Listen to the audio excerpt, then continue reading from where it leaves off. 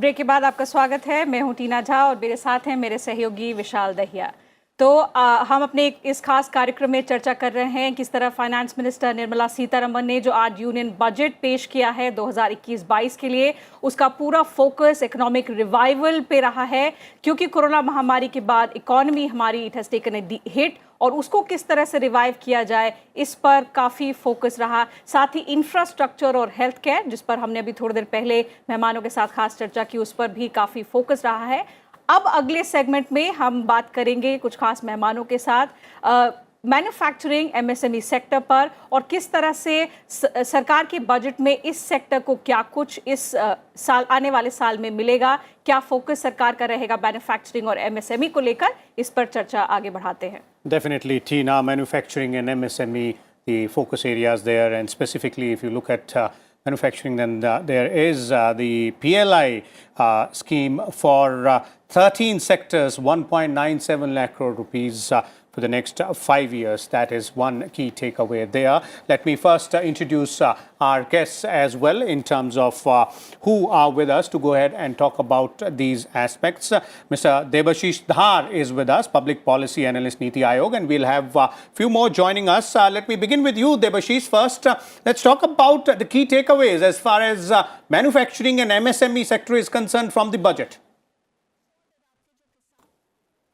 Thank you so much for having me. I think it's really important to look at this budget in the form of continuation of what has happened over the last year.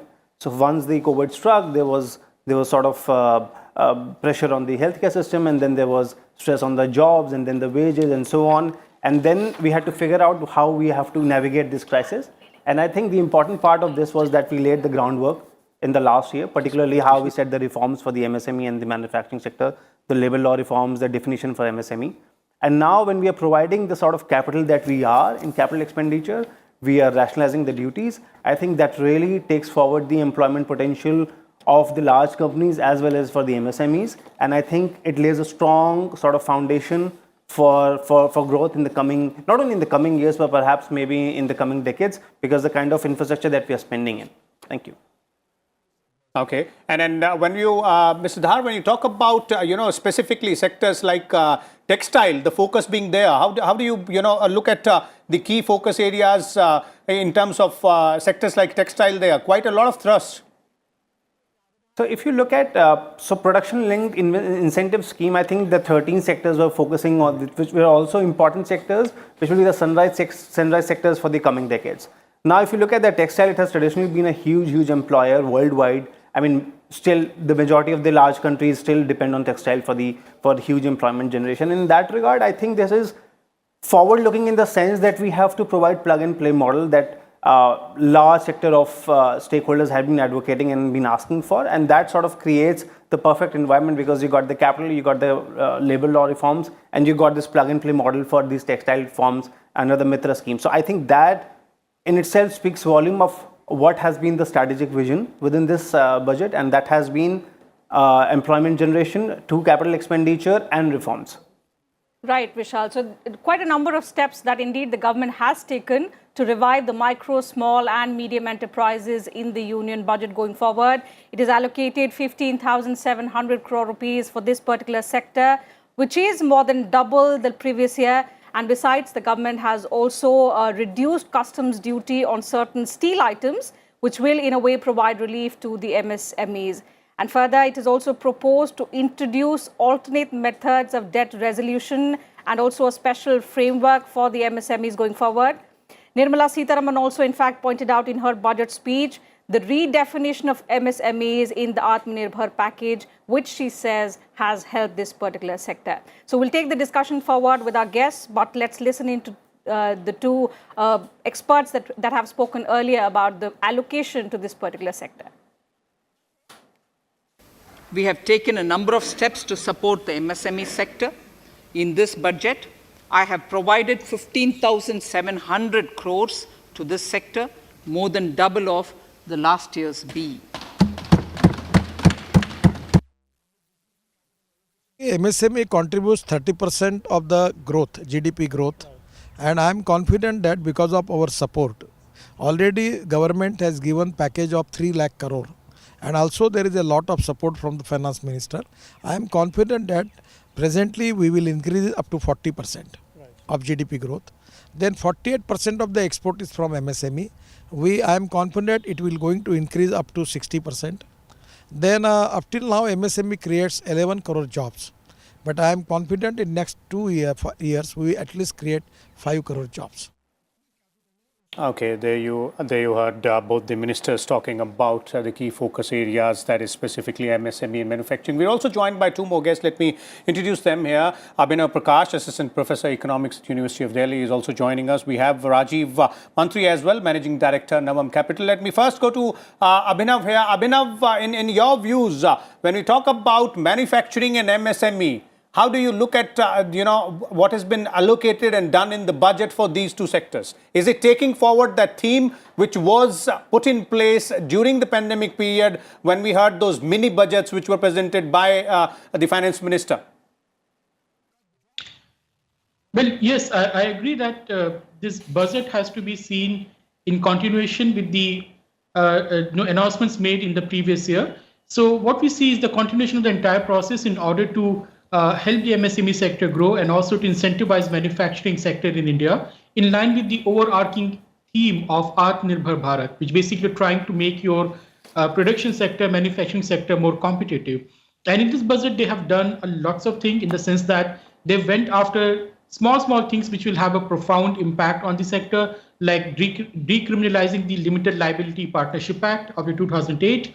And they have also revised the definition of the small companies, if you see, increasing their threshold from for paid up capital from not exceeding 50 lakh to not exceeding 2 crore rupees, and the turnover from not exceeding 2 crore to not exceeding 20 crore rupees. So this is basically trying to make compliance cost and the burden of the compliance on the small and medium scale industries as less as possible. You are reforming different laws. Those are normally not noticeable in the budget speech, but those are the ones which have more profound impact on this MSME sector. Mm-hmm. But the problem is with the MSME has been the lack of skills. They want to hire more people, and they do hire. They are the majority of the employment provider in the country. But the problem they face is the talent pool from which they can hire, because they have to bear all the burden of the training and cost. So in that respect also, the separate thing which the budget has done, it has also focused on the skill development, on the training of the workers, which is also a crucial step. And also the finance minister also talked about the Stand Up India scheme, which has been running for several years for the women, for the members of scheduled caste and tribes, in order to promote more startups, in order to promote entrepreneurship and the small and medium scale industries in those sections of the society. So we have to see the thrust on the small and medium scale industry and also on the manufacturing together with the other thing which the government is doing, from the skill training to investment in the infrastructure, because this is essentially an infrastructure budget. We have increased our outlays in the infrastructure, our capital expenditure, I think by 30%, more than 30%. And last year also we have increased it by more than 20%. So what we're seeing is a direct shift away from the consumption-led economic growth towards the investment-led economic growth. And a crucial component of this kind of investment-led economic growth will be to encourage more corporate investment, to encourage more investment by the entrepreneurs and the companies. So we have to see these things together rather than separately picking what was announced by MSME sector alone or what was announced by the manufacturing sector alone. It's the overall picture we have to see, and I think in that respect, the budget has really done a good job. Okay. Mr. Rajiv Mantri, when we talk about India becoming a $5 trillion economy, of course, it's important that our manufacturing sector has to grow in double digits, and that too in a sustained basis. So in that aspect, an allocation of 15,700 crore rupees, which of course is double than last year, but is it sufficient? Is it significant going forward towards the aim that we aim to achieve? So I'm more interested actually in the structural aspects of what we have seen unfolding, not just today, but in over the previous years, sort of mini budgets, as the Prime Minister called it. Okay. Prime Minister had said that today's budget will be like a continuation of the series of the mini budgets that we saw through the pandemic, and I would see it in that light that this set of reforms announced today, particularly with the commitment that public sector banks are going to be divested and one insurance company will also be divested. So what we are seeing is really the beginning of important financial sector reforms.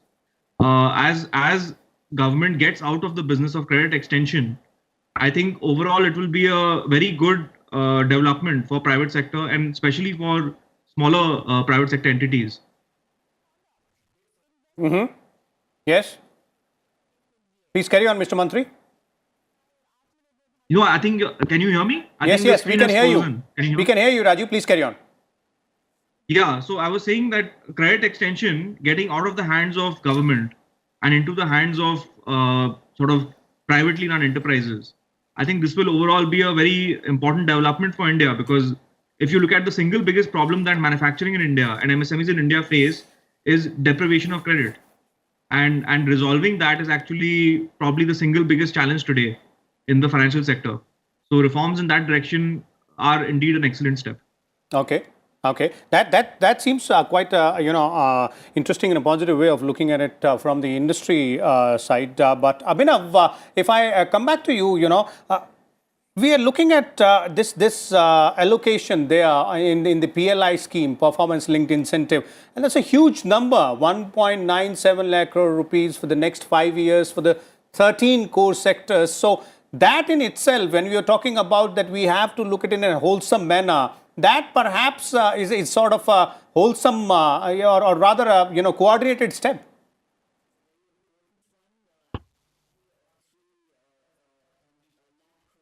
Abhinav, you will have to unmute yourself.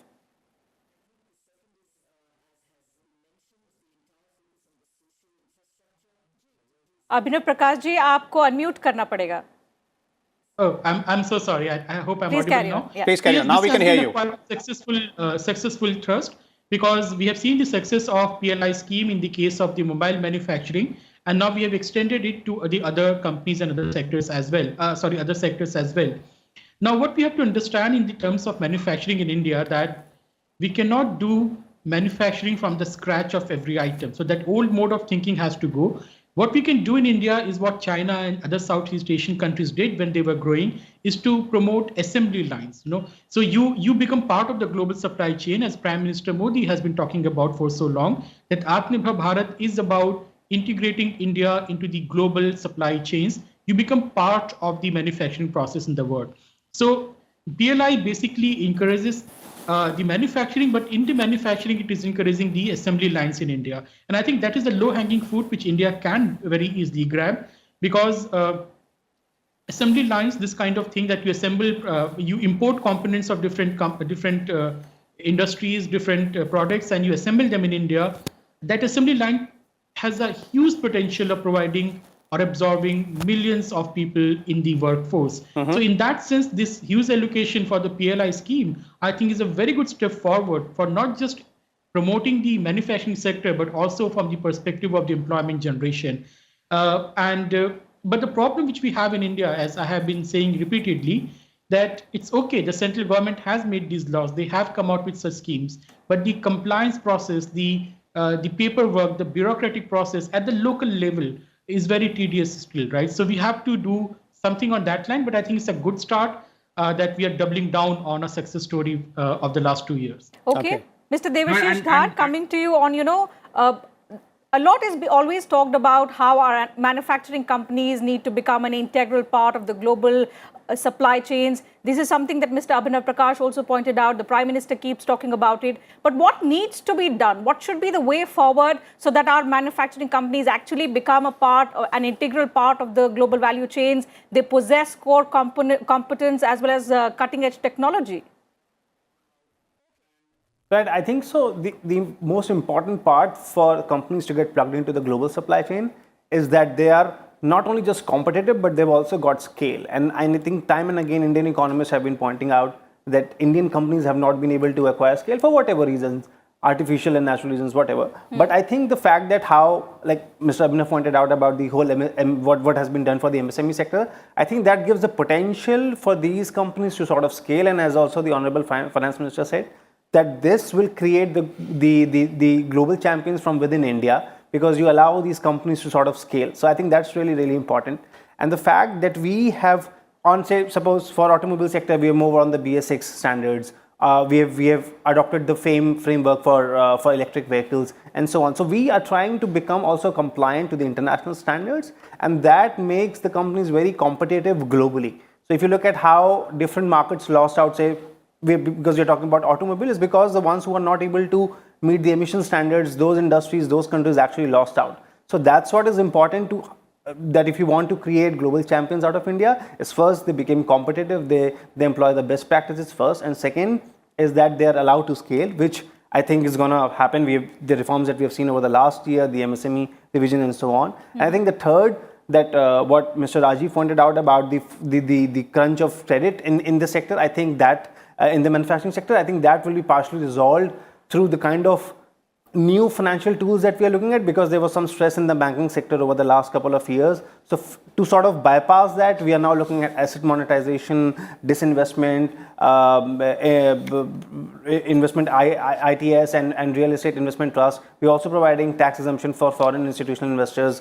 We are going for zero coupon bonds. I think this is all very encouraging to provide the create right environment. So you have the labor, you got the competitiveness, and you've got the credit. I think that has all the ingredients for making of global champions, and that's how these global champions get plugged into the global supply chains. I mean, there's no other way. There's no rocket science on that. Okay, that's a long-term view, long-term perspective there, टीना. अभिनव, आपको लाना चाहूँगा दोबारा, और एक और पहलू है इस पूरे मुद्दे का, और वो है अगर हम बजट में नज़र डालकर देखें तो जो कस्टम्स ड्यूटी रैशनलाइजेशन जो किया गया है, जिसमें कई सारे ऐसे प्रोडक्ट्स हैं, चाहे वो हम मोबाइल इंडस्ट्री से जुड़े हुए प्रोडक्ट्स की बात करें या रिन्यूएबल एनर्जी से जुड़े हुई जो इंडस्ट्री है उसकी, कई और एमएसएमई प्रोडक्ट्स हैं. तो ये जो कस्टम ड्यूटी रैशनलाइजेशन है, इसका क्या असर पड़ सकता है आपको लगता है एमएसएमई सेक्टर पर खास तौर से? जी देखिए, एक हमने देखा है जो स्टील और आयरन की प्राइसेस बहुत ज़्यादा बढ़ रही थी कुछ समय से, उसके कारण एमएसएमई सेक्टर को काफ़ी नुकसान हो रहा था, तो उसको इसमें कंट्रोल करने की कोशिश की गई है. हमने देखा है कि ड्यूटीज़ को थोड़ा कम किया गया है. देखिए, कस्टम ड्यूटीज़ का इसमें ये एक प्रॉब्लम आती है कि आपको रेवेन्यू भी जनरेट करना है, और आपको जो है ये भी इंश्योर करना है कि आपकी जो प्रोडक्ट्स हैं वो कॉम्पिटिटिव रहें, क्योंकि आप जो इम्पोर्ट करते हैं जो भी प्रोडक्ट, वो आपकी प्रोडक्शन प्रोसेस का हिस्सा होता है. जैसे कि आपने स्टील और आयरन इम्पोर्ट कर रहे हैं भारत में, उसने अपने बहुत ज़्यादा कस्टम ड्यूटी लगा दी है, तो उसके कारण क्या होगा कि आपका कॉस्ट ऑफ प्रोडक्शन बढ़ जाएगा और आपका जो एंड प्रोडक्ट होता है वो अनकॉम्पिटिटिव हो जाता है. तो यहाँ पे ये सरकार को एक फाइन बैलेंस करना पड़ता है दोनों चीज़ के बीच में, कि आप कितना टैरिफ लगा रहे हैं, कितना आप जो है कस्टमर एक्साइज लगा रहे हैं, और कितना आप जो है अपने प्रोडक्ट को कॉम्पिटिटिव रहने देना चाहते हैं. लेकिन ये बहुत ही सेक्टर बाय सेक्टर इसमें देखना पड़ेगा कि किसमें क्या किया गया है. लेकिन ओवरऑल जो सरकार का इसमें एम रहा है कि एमएसएमई सेक्टर के लिए जो कंपोनेंट्स इंपॉर्टेंट हैं उनमें टैक्स रेट थोड़ा कम हो, उसको रैशनलाइजेशन किया जाए. और ये हमने देखा है कि स्टील आयरन पे किया गया है, और मिका से आप जैसे बता रहे हैं मोबाइल फोन पे किया गया है. I don't have the numbers in front of me, but I think there is a very minute, or they have paid a minor, they have gone into the minor details into this kind of rationalization.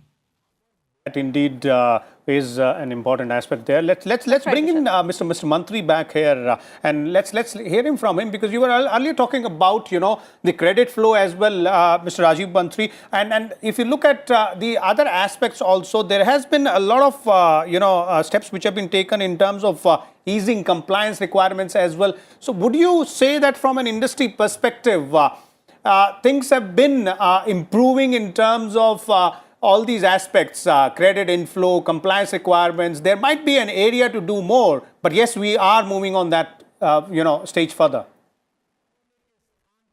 So before I comment on that, let me just add one more point to what Abhinav was saying on the PLI and the mobile phone manufacturing. So in this budget, if you see, there's been a 2.5% tariff put on certain components.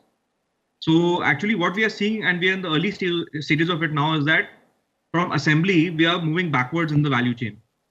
So earlier, India was doing pure assembly of phones, and now, if you saw the news a few days ago, Tata Group is entering electronic component manufacturing for mobile phones. Along with that, there is a tariff, and that gives a certain push to Indian industry to get into that sector, and we keep building out the value chain here in India. As part of Atmanirbhar Bharat, we are manufacturing an exportable item, increasingly on a very large scale. So I think that is an important development too in this budget, Okay. Really, the government is mindful that we need to keep moving back in the value chain. We don't need to just do assembly. So on the aspect of ease of doing business, I think it has been really helpful to shift things online, whether it's IT assessment, the faceless IT assessment, filing compliances online, the whole e-governance push for all the corporate and related compliances. So that has made a very big difference. And while the burden there, there's a lot of stuff there which one can argue that why is this necessary? Why do something at all? And maybe that should be considered, that should be relooked at, whether some of those aspects are necessary to do. Whether every director of a company needs to sort of do a eKYC every single year, for example. So maybe there's a case to relook at that. But in general, I would say the kind of e-governance push and online push has certainly made things easier than they were earlier. Okay. So ease of doing business seemingly has improved the way the business is to be made. One more aspect here, Mr. Rajiv, and that is if you look at the entire issue and the entire sector in a holistic perspective, and let's not only look at this particular budget, let's also look at, as Abhinav was also pointing out, the announcements which were made, the policy decisions which were taken by the government during the pandemic period as well. And how do you see the MSME sector specifically contributing to the overall economic growth in this, next financial year? So MSMEs, I think, obviously have always been a bedrock for Indian business. But there is a problem in that, there is a problem of dwarfism in MSMEs. Most of these MSMEs are single person or two-person entities. So there is a case for certain type of consolidation in that area, and maybe with the injection of competition, there will be a certain kind of amalgamation in this area where many persons were running essentially what are called own account enterprises, OAEs. Those would maybe become job seekers as opposed to running a single person business. So this has been a structural issue in India, and there are many reasons for it. Probably we can't go into all of them today. But I think in a nutshell, with the injection of competition, with the injection of sort of having a certain scale to operate in, as that becomes necessary, many of these small enterprises would sort of amalgamate. Many of the individual entrepreneurs would probably become employees, which is, I think, a good thing. There'll be more formal employment in the country. And obviously the labor codes themselves, the labor code changes, the labor law liberalizations we've seen some months ago, those will also facilitate that. So I think we should look at all of this together, where we are trying to create jobs in labor intensive manufacturing. There have been labor law reforms. There have been agriculture reforms, as hotly debated as those have been.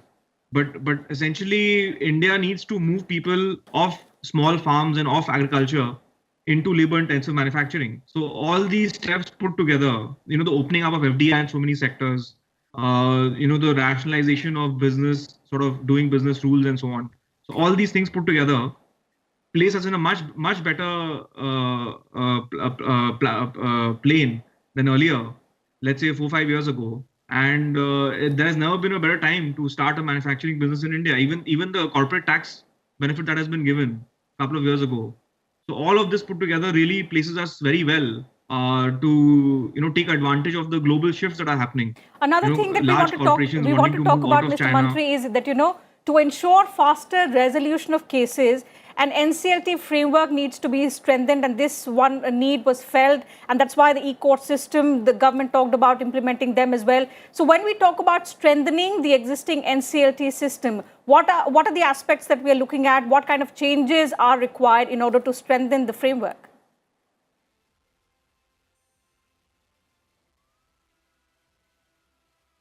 Mr. Mantri? Mr. Mantri, can you hear us? Is that me? Okay. Yes. Go ahead. So NCLT, well, I think there is a capacity issue. There is like in every other legal sort of forum in India, there is a capacity issue.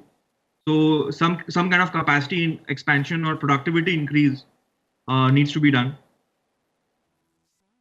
Okay, that explains these regulation aspects there, and that is really, really important for the MSME sector there. Tina, thank you so much, Mr. Mantri, Abhinav, as well as Debashish Dhar for explaining these nuances as far as MSME and manufacturing sector there is concerned in the budget. We'll take a small break, but on the other side, we'll talk about rural economy, and we will also have Mr. Amitabh Kant with us, the CEO of Niti Aayog, to have a discussion on the overall perspective, his view of what exactly the budget conveys. Stay tuned.